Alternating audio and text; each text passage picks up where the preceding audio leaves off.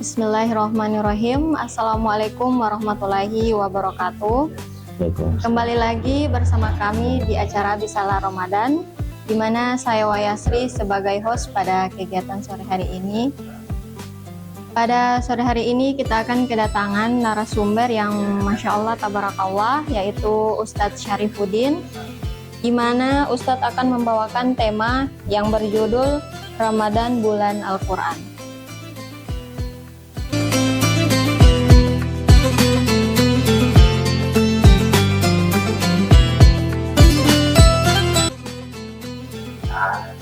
Ya teman-teman, di samping saya sudah ada Ustadz Syarifuddin. Assalamualaikum Ustadz. Waalaikumsalam warahmatullahi wabarakatuh. Ya, bagaimana kabar Ustadz pada? Alhamdulillah sehat.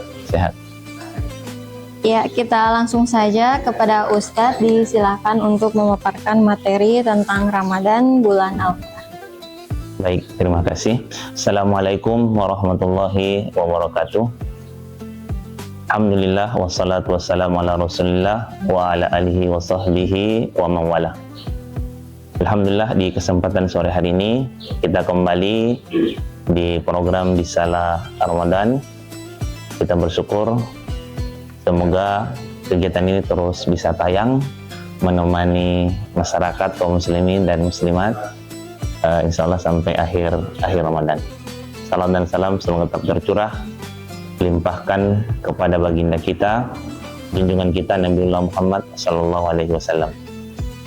Kaum muslimin dan muslimat yang berbahagia, ya, semakin banyak orang mengkaji, mendalami, mentadabburi isi dari Al-Qur'an, maka dia akan semakin yakin. Makanya tidak sedikit dari peneliti-peneliti yang dahulunya belum memeluk agama Islam, tatkala mereka meneliti, mereka menemukan kebenaran demi kebenaran sehingga mereka tertarik dan bisa memeluk agama Islam. Ya. Beberapa contoh sederhana dari bagaimana Al-Quran mengungkap kebenaran di zaman ini. Tatkala dalam surah Ar-Rahman Allah berfirman, "Bainahuma barzakhul la yabghiyan." Allah itu menceritakan bahwa di dalam dasar lautan itu, bahwa laut itu terbagi dua. Ya, marajal bahraini yaltaqiyan. Ada dua sungai yang mengalir di dasar laut. Ya, dalam ayat yang lain haza milhun ujad. Ada air yang mengalir. Dan itu air tawar mengalir beriringan dengan air laut yang asin dan keduanya tidak saling mempengaruhi. Yang tawar tetap mengalir sebagai air sungai yang tawar, dan air laut yang asin tetap berdampingan tanpa saling mempengaruhi. Sebelum adanya penelitian, mungkin orang-orang akan mengatakan Al-Quran ini bercerita dongeng. Tidak mungkin air asin bisa beriringan dalam satu wadah tetapi tidak saling mempengaruhi. Tetapi setelah diteliti bahwa benar keberadaan sungai di dasar laut yang saling beriringan tanpa saling mempengaruhi. Sama dengan ayat yang menceritakan bahwa adanya api di dasar lautan.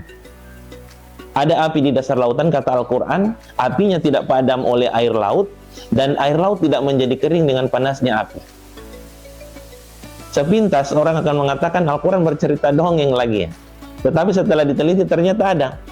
Sampai saat ini bisa kita saksikan video-videonya, bahwa api terus berkobar di dasar lautan tanpa mempengaruhi air laut, dan air laut tak dapat memadamkan api yang terus berkobar.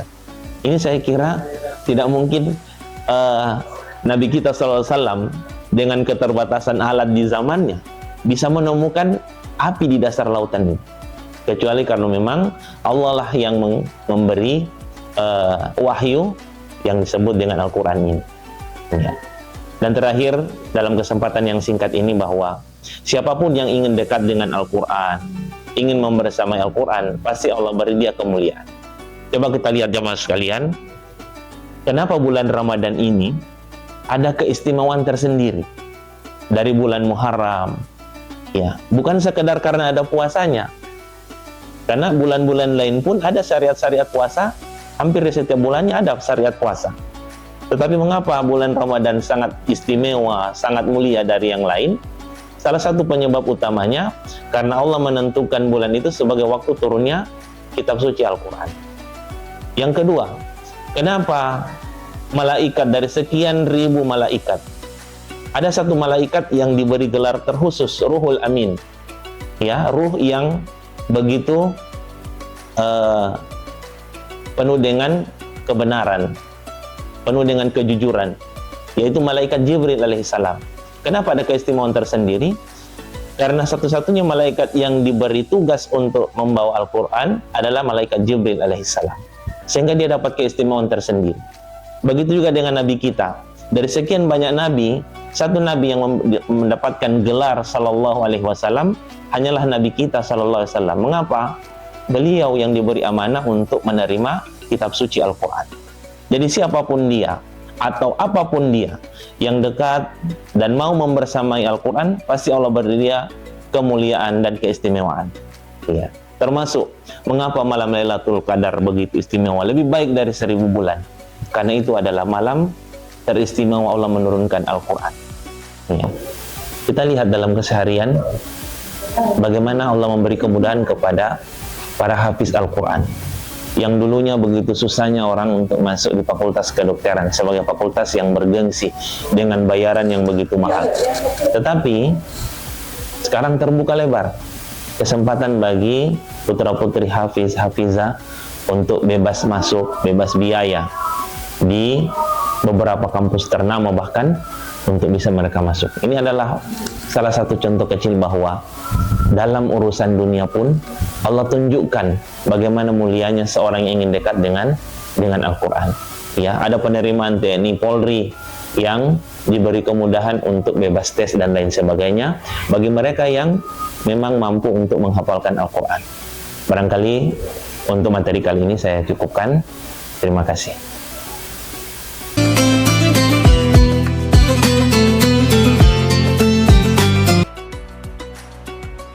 Ini ada pertanyaan yang kedua, yaitu apakah ada tips-tips untuk bisa mudah menghatamkan Al-Quran, dan apa hukumnya jika kita membaca Al-Quran tapi belum sempurna pengucapannya? Iya. Baik, terima kasih. Pertanyaannya, bagaimana, apakah ada tips untuk bisa mencapai target? Karena biasanya kalau target semuanya ada, cita-cita saya mau hatam, tapi biasanya tidak kesampaian dan lain sebagainya.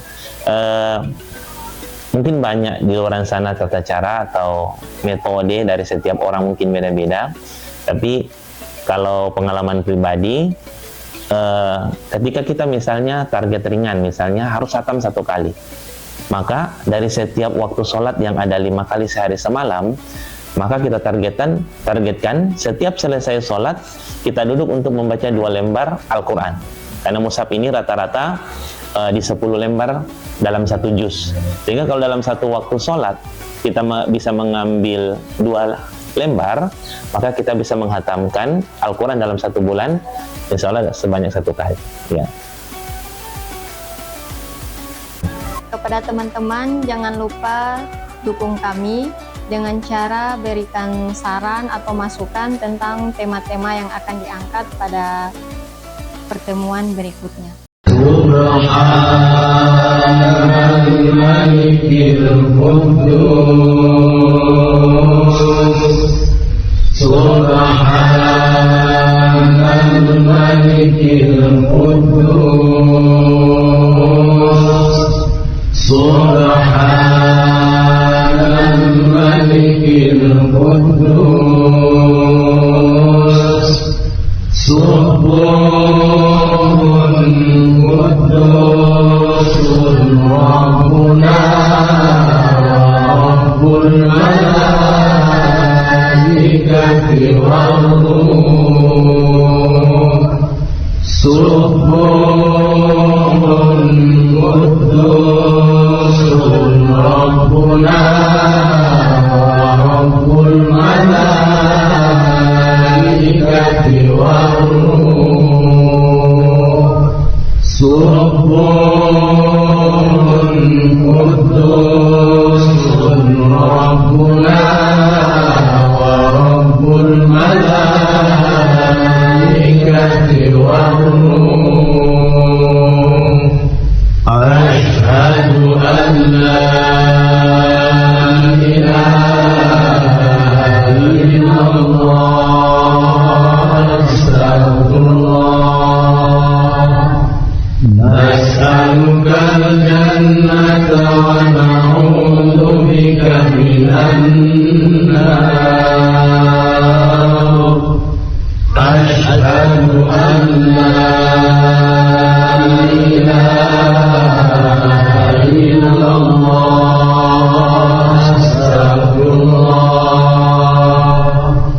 نسألك الجنة ونعوذ بك من النار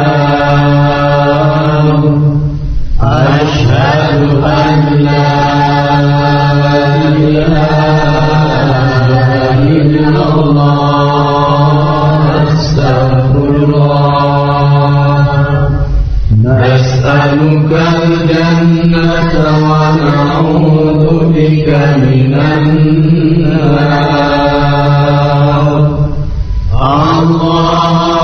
اللهم إنك عفو تحب العفو فاعف عنا اللهم إنك عفو تحب العفو فاعف عنا اللهم إنك عفو تحب العفو فاعف عنا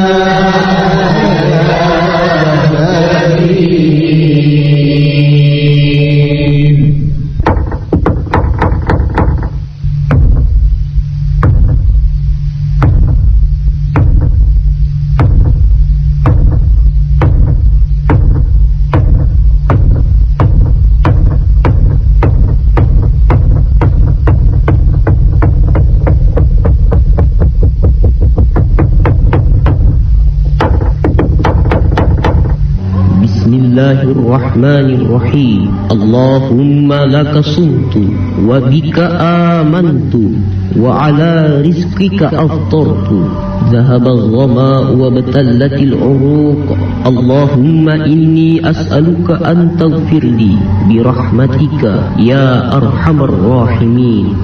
الله أكبر الله